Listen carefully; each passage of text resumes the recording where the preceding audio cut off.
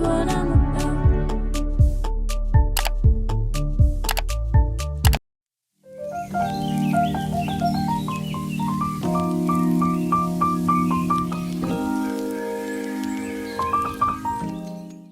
Assalamualaikum warahmatullahi wabarakatuh. Halo semuanya, kembali lagi dengan saya Reza Sylvia Arifin. Dalam kesempatan video kali ini saya akan ngajak ke kalian bagaimana sih kegiatan KKN saya di siklus ketiga. Dimana siklus ketiga ini adalah kegiatannya wawancara, observasi, dan partisipasi kepada dua pelaku UMKM khususnya di masa pandemi COVID-19 ini. Penasaran kan bagaimana kegiatannya dan keseruannya? Yuk ikutin terus, check this out, let's go! Sebelum berkegiatan, kita pastikan dulu ya teman-teman, jangan lupa protokol kesehatannya. Dari mulai memakai masker dan mencuci tangan atau menggunakan hand sanitizer.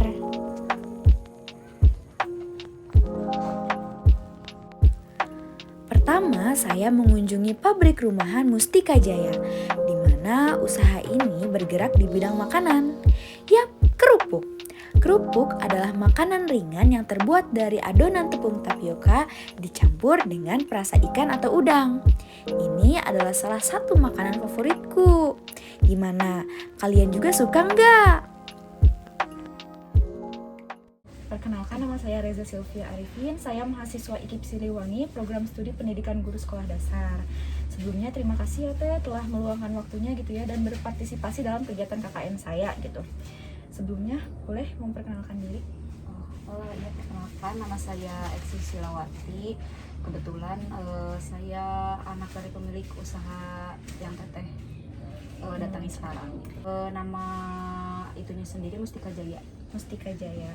Boleh nggak sih Teh sedikit diceritakan bagaimana sejarah atau awalnya bisa usaha ini berdiri gitu?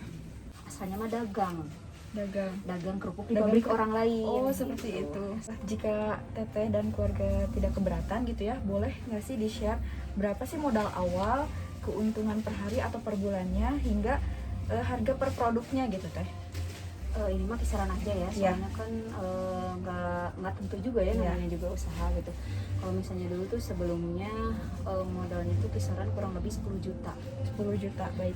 10 juta kalau misalnya penghasilan per bulan nih, karena sekarang kondisinya lagi pandemi. Iya, betul sekali. Beda banget dong sama yang pasti. dulu itu. Yang dulu itu bisa nyampe nyampe 10 juta lah per bulan gitu ya. Itu tuh kalau misalnya sekarang tuh di bawah 5 juta, jadi emang 50% sih. 50%-nya menurun gitu ya Teh. Selanjutnya, jika dibilang kendala atau kesulitan yang dihadapi pasti banyak ya di masa pandemi COVID-19 ini. Tapi apa sih yang Teteh alami atau keluarga Teteh alami dalam menjalankan usaha di masa pandemi COVID-19 ini? Dan itu saingannya banyak, udah sekarang lagi pandemi, istilahnya mas sudah nama tiisen gitu. Iya. Orang-orang tuh jadi namanya teh ya, ekonominya juga mereka lagi susah gitu, boro-boro mencari biasa buat jajan. Jadi istilahnya mah di warung juga agak berkurang lah ya, nggak kayak dulu sebelum pandemi. Nah terus itu sih kayaknya. Oh sama ini, kalau misalnya yang PPKM kan banyak ya juga yang kan ada nih salah satu pedagang sini yang jualnya di Pemkot. Tapi kan Pemkot Cimahi. Oh, Pemkot Cimahi. Tapi kan Pemkotnya ditutup. Iya, betul. Otomatis harus cari strategi yang lain. Mencari lokasi yang lain gitu ya. Terus kayak misalnya di rumah makan. Iya. Kan pada laku tuh kalau misalnya di rumah makan. Iya. Tapi karena kondisinya kayak gini nggak bisa makan di tempat. Ya orang-orang juga jarang buat makan kerupuk. Iya. Lanjutnya, apa sih harapan Teteh ke depannya dalam usaha yang dijalani sekarang? Dalam usaha ya, meskipun lagi pandemi kayak gini, mudah-mudahan ya makin maju usahanya. Amin. Gitu. Bukan cuma keluarga saya, tapi yang kerja di sini ataupun misalnya perusahaan-perusahaan yang lain juga sama gitu, karena ya sama-sama merasakan lah ya. Iya. Nah kalau misalnya itu impian dari keluarga di sini. Nah kalau misalnya buat ke pemerintah nih, ya khususnya Kabupaten Bandung Barat. Iya. Mereka tuh harusnya lebih lebih peka lah ya sama kami gitu, yang usaha menengah, gimana ya? Iya, yang usaha mikro ya. Iya, mikro. Lebih peka gitu, bisa lebih mengerti, bisa lebih mengendalikan ekonomi gitu istilahnya. Selanjutnya gitu ya Teh, saya ada beberapa saran gitu ya untuk kemajuan dari usaha yang telah dijalankan di samping upaya apa yang telah dilakukan oleh Teteh dan keluarga gitu ya dalam menjalankan usaha. Yang pertama itu bisa memasarkan di media sosial Teh. Seperti kendala yang tadi sudah dikatakan ya, kan sekarang COVID itu sedang merajalela meningkat gitu. Otomatis ada penurunan dalam penghasilan atau omset atau keuntungan gitu ya. Nah, kita bisa siasati dari promosi lewat media sosial Teh gitu. Tidak hanya ke lapangannya langsung, tapi kita bisa memanfaatkan media sosial dari mulai WhatsApp, Instagram, atau aplikasi-aplikasi lain gitu ya. Seperti yang kita tahu, media sosial itu kan cepat gitu ya. Kita mempunyai info apa disebarkan di media sosial itu langsung gitu ya. Banyak respon lah ya. Iya, responnya itu cepat gitu. Nah, dengan cara apa? Kita bisa nih bikin akun Instagram atau WhatsApp bisnis untuk mengiklankan gitu, memasarkan produk-produk yang dijual gitu. Jadi orang juga bisa menemukan produk Teteh ini itu dari internet gitu dengan cara iklan tadi, brosur tadi yang menarik gitu ya Teh. Nah, selanjutnya ada strategi word of mouth. Jadi strategi ini merupakan strategi yang menurut saya itu sederhana, di mana strateginya itu dari mulut ke mulut. Jadi Teteh itu bisa memberi informasi kepada konsumen bahwa oh ini saya mempunyai usaha ini nih, kalau misalnya ada yang membutuhkan atau ada yang minat, boleh nih kontak saya saja. Otomatis konsumen Teteh juga nanti akan memberitahu ke yang lain, oh ini loh ada usaha ini di sini gini. Jadi hal seperti itu bisa lebih cepat menyebarnya gitu ya Teh. Terima kasih ya buat sarannya, mungkin nanti bisa dipertimbangkan atau misalnya bisa dijalani juga sih saran-saran yang masukan yang Teteh utarakan tadi buat kelancaran atau misalnya kemajuan usaha ini. Iya. Alhamdulillah ya Teh, wawancaranya sudah selesai gitu ya. Saya banyak sekali mendapatkan informasi gitu ya, pengetahuan, apalagi untuk teman-teman di luar sana ya. Semoga memotivasi untuk mereka juga bahwa ayolah kita bisa nih memulai bisnis dari mulai kita muda seperti ini gitu kan. Karena jangan main-main, karena hasilnya pun luar biasa gitu ya. Iya, nggak main-main juga gitu hasilnya. Seperti itu, alhamdulillah gitu ya Teh. Terima kasih sudah meluangkan waktunya di kala kesibukan. Teteh juga melanjutkan pendidikan gitu ya. Terus ikut mengurus atau menjalankan usaha ini gitu ya, mempunyai orang tua. Semoga Teteh sukses selalu. Amin. Gitu ya. Mudah-mudahan kamu juga. Ya, amin.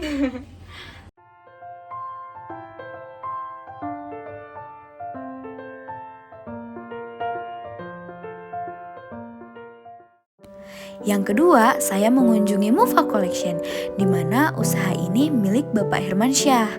Beliau membuka jasa menjahit sekaligus menjualkan hasil jahitannya. Dari mulai baju olahraga, baju anak, baju wanita, seragam sekolah, hingga seragam sepak bola loh teman-teman.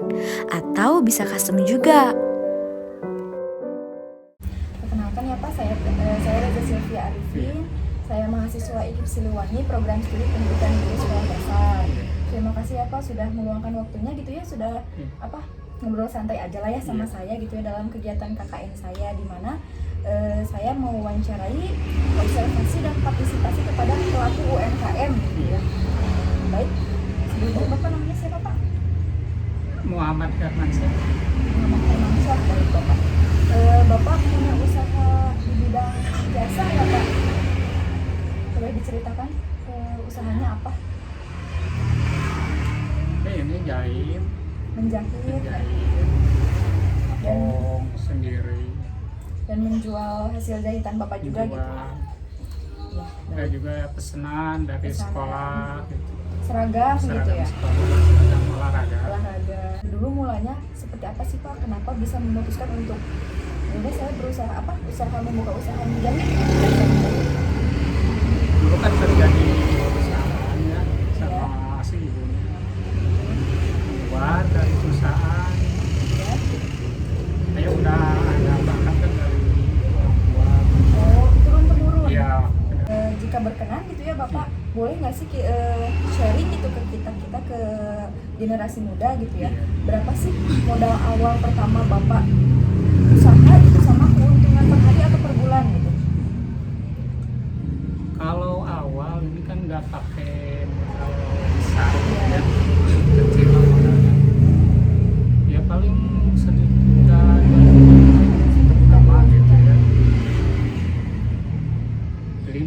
itu udah lama, sekitar berapa bulan beli lagi gitu ya, mesin nggak langsung modalnya Bisa enggak. gitu ya.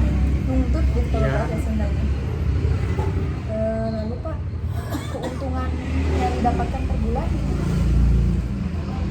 Keuntungan itu kalau dari sekolah itu masuk sekolah ya besar juga gitu ya. Bapak jadi itu wasit itu kan per minggu itu Iya, bayarannya. Oh, Itu besar. hampir seminggu itu hampir 2 juta sampai 3 juta. Cukup besar juga ya Pak. Iya. Itu keuntungannya sih, itu bukan Keuntungan bukan dari kan modal bukan biaya. Oh, itu punya bersihnya Iya, gitu. bersihnya itu. Wah, gitu ya. Lalu ini kan Bapak juga menjual hasil jahitan Bapak gitu ya. Iya, menjual Harganya berapa sih Pak kisaran? Kan ini macam-macam ya dari mulai macam-macam sih, ya, ada menjual. 30, ada 35. Ini baru sih jualan ini. Oh, baru. Ini kemarin sih. Oh. Iya. Oh, Sebelumnya jahit aja. Oh, Dari pemesanan. pesanan aja gitu, sekolah. Sekolah kan nggak masuk. Iya ya. Dari udah Iya, tahu benar. sekarang kan nggak Udah masuk. 2 tahun. Iya. Berhubungan sama tadi ya COVID gitu ya.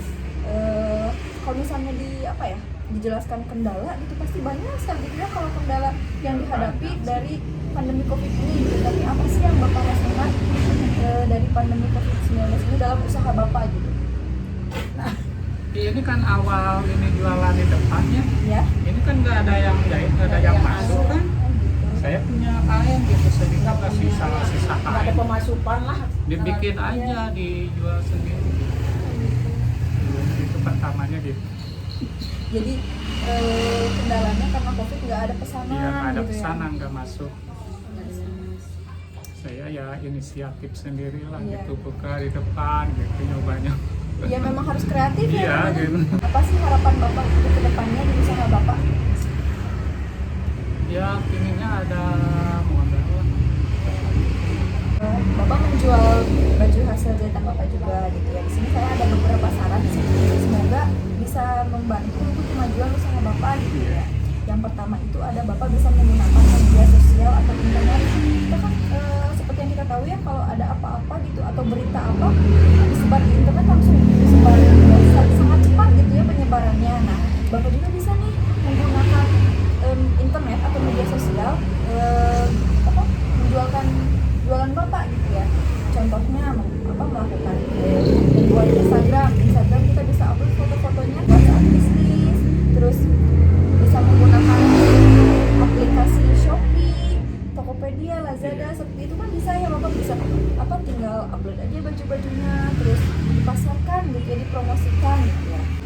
Lalu selanjutnya Pak ada ini strategi yang paling sederhana gitu ya, strategi word of mouth, di mana strategi ini itu dari mulut ke mulut dengan Bapak ngasih tahu ke konsumen saya nih punya usaha ini gitu ya. Terus kan konsumen juga pasti menyebarkan lagi, otomatis usaha Bapak juga kan terkenal gitu ya. Alhamdulillah ya Pak sudah selesai gitu ya wawancaranya. Terima kasih sudah meluangkan waktunya di kala kesibukan gitu ya menjahit gitu. Terus diganggu oleh saya gitu ya. Semoga usaha Bapak sukses terus gitu ya. Semoga produk-produknya juga terjual laku laris gitu ya.